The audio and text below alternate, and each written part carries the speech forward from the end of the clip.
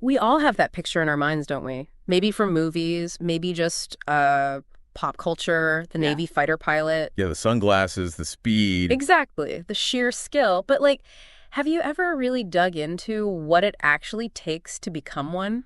The real journey? Well, that's what we're doing today, isn't it? Mm-hmm. We're diving deep into some really fascinating material you provided firsthand accounts from a Navy pilot. Right. From the very beginning, wanting to fly, all the way to, landing a supersonic jet on a tiny ship in the middle of the ocean at night. It covers so much ground. Flight school, the whole carrier qualification gauntlet, which sounds just terrifying. Yeah. Then getting into a squadron, flying something legendary like the F-14 Tomcat. The Tomcat. And even, surprisingly, ending up in test piloting. It's quite a ride. So what you'll get from this is a real look behind the curtain, right? The skills, the mindset, maybe some surprising stuff about these iconic planes. You're like, aha, moments. Definitely. We see the start in Beeville, Texas. The T-2 Buckeye, basic jet training. You can almost feel that initial excitement, maybe a bit of nervousness climbing in, the start of the dream. But it gets serious fast. Yeah. The sources mention this thing called getting behind the aircraft. Right. Basically, things happen so quickly. If you're not ahead of it, you're losing it. Precisely. You've got to anticipate constantly. Mm-hmm. And then there's always the ejection seat, that constant reminder of the danger. Which is really just the warm-up act for the main event. Carrier landings. Oh, yeah. The carrier qualification, the material on the USS Lexington is just gripping. You go from solid ground to this tiny moving strip of metal. An impossibly small target, really. And this part, carrier, it's a huge filter. A lot of people don't make it past this point. The text makes that really clear. Yeah, the visual intimidation alone. And there's this story about an early landing attempt, not enough back pressure on the stick, a small thing. But potentially catastrophic out there. Exactly. The margins are just razor thin. And it's not just the landing, it's the whole flight deck environment. Yeah. Your source paints this picture of controlled chaos. Totally.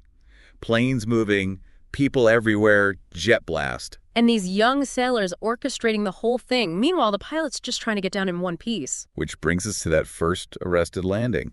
The hook catches, you slam forward. And then the realization hits, the shoulder harness wasn't locked. Can you imagine?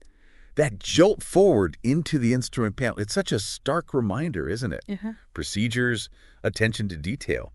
Even under pressure, you can't slip up. No kidding. And after that scare, there's the whole drama of maybe not getting enough successful landings, thinking you might wash out. Right, the fear of disqualification.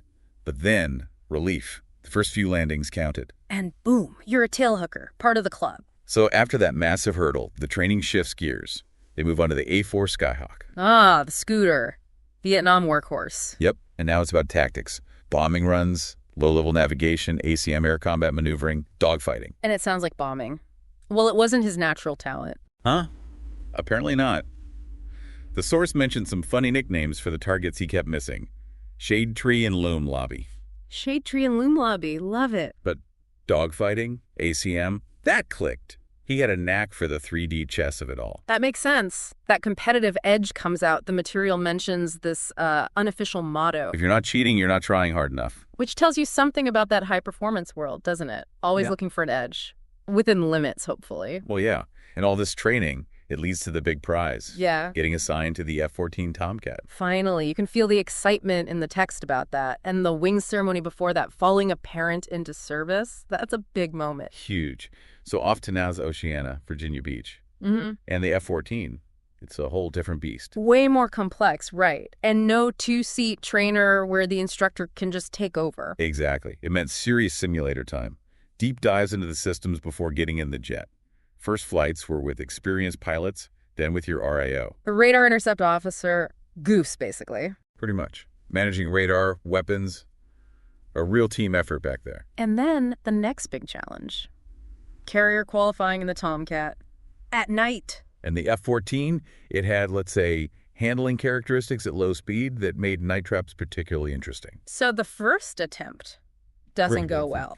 Nope. A hook slap, misses the wire completely. It's the disqualification. Career on the line. Wow. That must have been crushing, thinking you might be grounded from jets entirely. For sure. But the Navy gives him a second chance. Pairs him up with an experienced RIO nicknamed Scroat. Scroat, okay. And Scroat gives him this key piece of advice.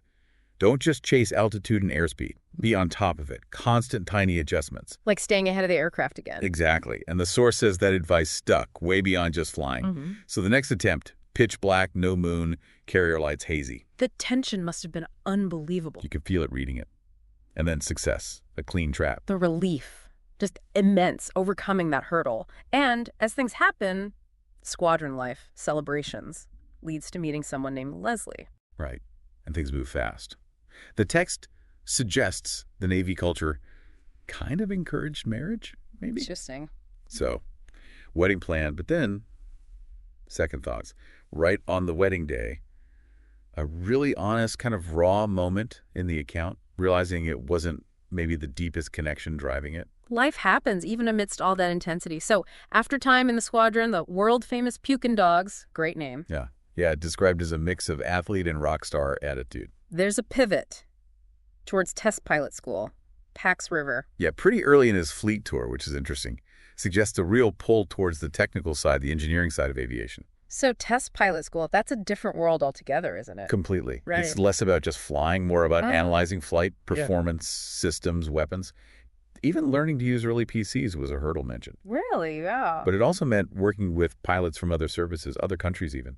Different perspectives coming together. That diversity of experience, tackling problems, super valuable, not just in aviation. Absolutely. So after graduating, he joins the Strike Aircraft Test Directorate. And this time frame overlaps with a tragic event, the F-14 crash involving Cara Holtgreen.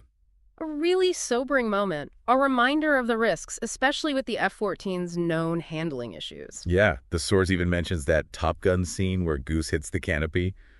Ironically, one of the more realistic parts regarding the plane's quirks. And that crash investigation directly leads to pushing forward a new digital flight control system for the Tomcat. An upgrade that might have prevented the accident. Yeah. And then, kind of incredibly, our pilot gets picked for the very first flight of this modified F-14. Well, the first flight with brand new controls, high stakes. Extremely. And then, the day before the flight, during final checks, they find reversed wiring in the flight control. Reversed wiring on the first flight. Can you imagine something so fundamental, so potentially catastrophic? It just highlights the absolute necessity of those meticulous checks. Unbelievable. The flight went okay, though.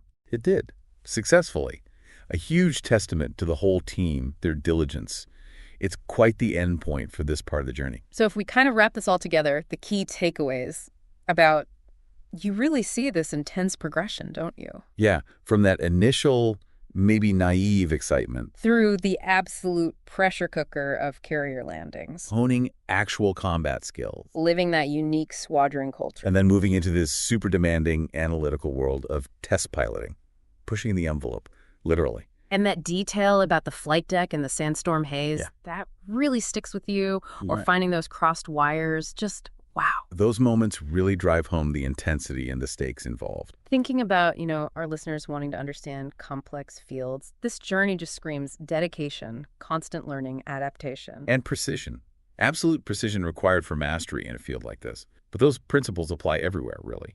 Definitely. So it makes you wonder, reflecting on all that pressure, that constant need to learn and adapt, what parts of achieving mastery in any field do you find most compelling? Or maybe the most surprising? That's a great question to ponder.